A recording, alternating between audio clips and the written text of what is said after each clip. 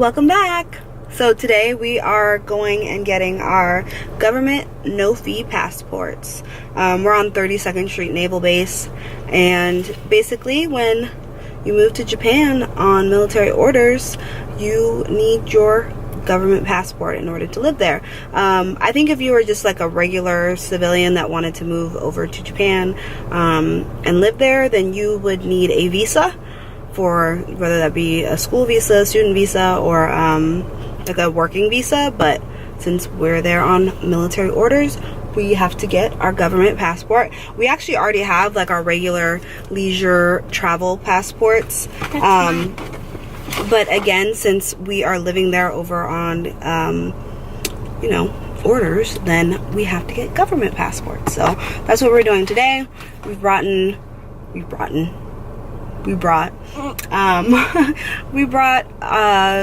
my husband's orders. There's so many forms, so we had to fill out like a regular passport application, but then there's also like an additional one for the no fee part. But this is pretty much what it looks like. That we had to make sure that we have his orders, fill out form DD form 1056, form DS11. Obviously we had to take our photos, but yeah, we are late, so hopefully I'll be able to like snap what our pictures look like. Ugh, who likes passport pictures? Can't smile, what do you mean? Okay, we'll talk to you later. Bye. Rule number 1, type the application out.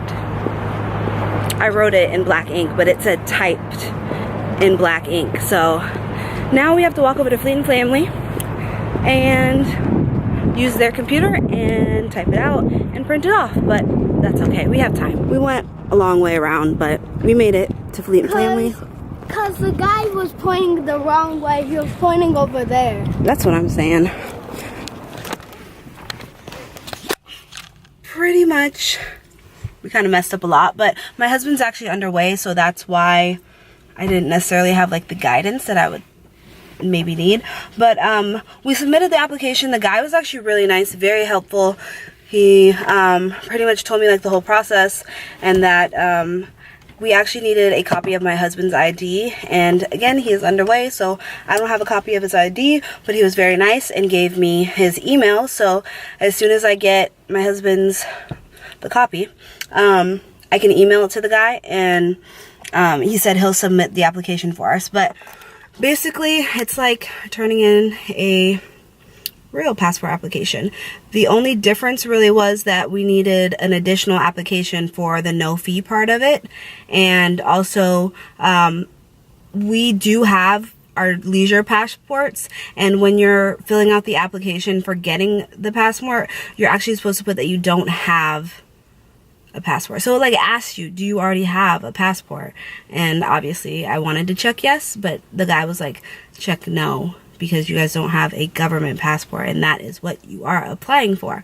So I'd say it went smoothly. It was just a little choppy along the road. So yeah, all we needed was my husband's orders. Technically I needed a copy of his ID, which I didn't have, but it's no big deal, because as soon as I get that, I can email it to the guy. I don't even have to come back here. He took my birth certificate, he took my son's birth certificate. So once I think he said it takes like 4 to 6 weeks for the application to kind of like go through the process, and then our passports, our government passports, get sent to this building here on base. And oh, sorry, let me turn the car on. There you go. So our passports get sent to this building here on base, and then he's gonna email us saying that we can come pick it up. And he also said that he gave me like these sheets of paper for my son and I, and he told me that I need to give them back to it's kind of like a receipt, I guess you can say, but I need to give them back to my husband so that he can put it in his package for going over to Japan. And he said that that helps us get a plane ticket. And asked him, I was like, so how does that work? Because I wasn't sure if like we would need to pay for our own flight, or if like we go on a military flight, and I don't know if there are military flights here. I haven't really heard of it.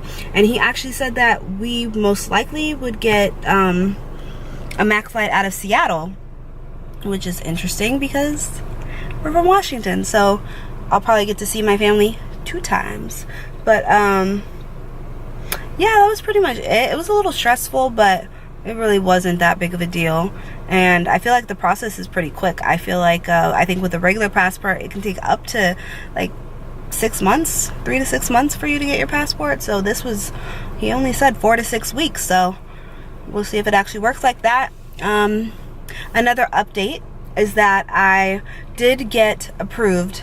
Obviously, I probably wouldn't be here if I didn't, but I did get approved to go overseas. I know that the medical screening, the overseas medical screening, was a problem with, like, for me my last video that I posted, but they did come back and say that I am medically approved and good to go. So that's why I'm getting my government passport. Yeah.